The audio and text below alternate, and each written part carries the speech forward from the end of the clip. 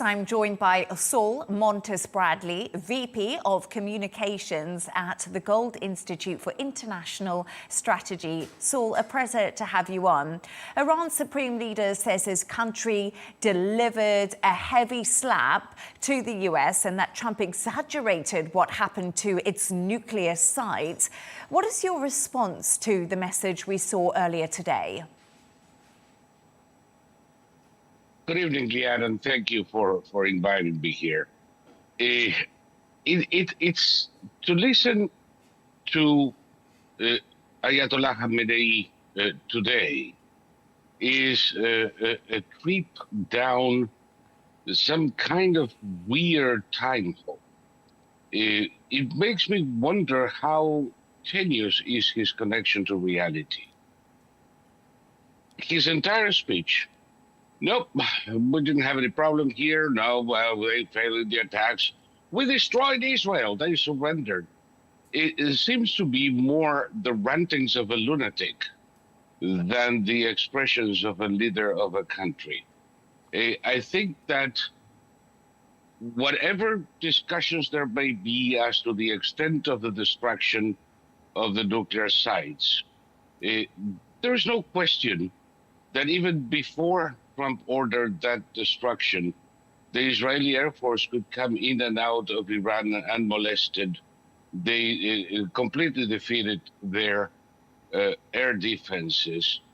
And for the hundreds of missiles that Iran launched at Israel, the results are quite pitiful. I don't know what situation Ayatollah Khamenei is talking about, but definitely it's not reality.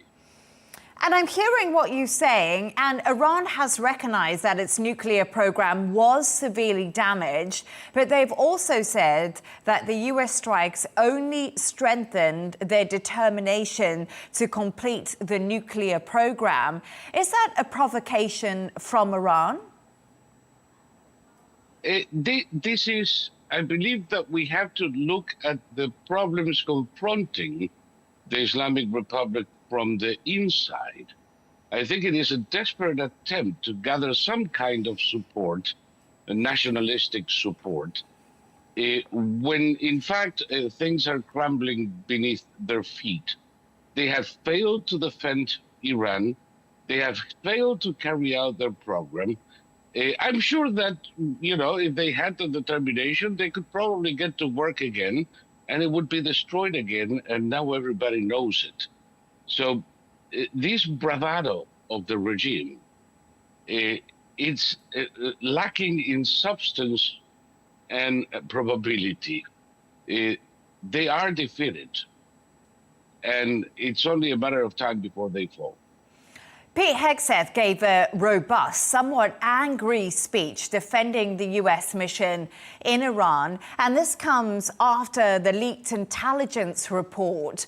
Trump was elected on the promise of putting America first. Is the US administration now involved in a forever war after joining Israel in these strikes on Iran?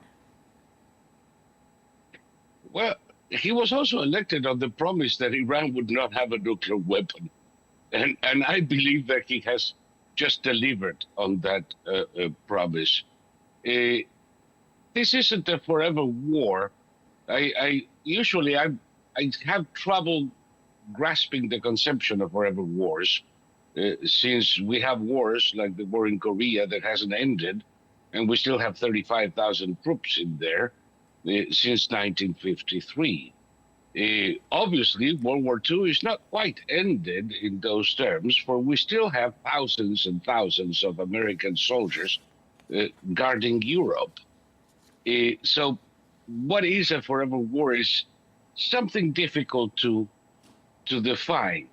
In this case, the war as such, as military operations, is ended.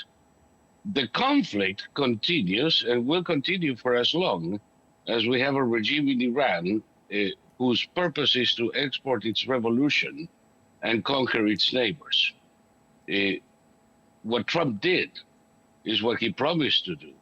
And one may ask if Trump went to help Israel or if Israel is helping America. For Iran has been a problem of America's since 1979, and we have thousands of US soldiers and civilians killed, maimed, and taken hostage over the past 46 years in numbers that dwarf the casualties of Israel. What was the point of Pete Hegseth's press briefing? Was it to tick off the press, or was it to show what the US military managed to achieve during these strikes over the weekend? Because he really went for the media in the US.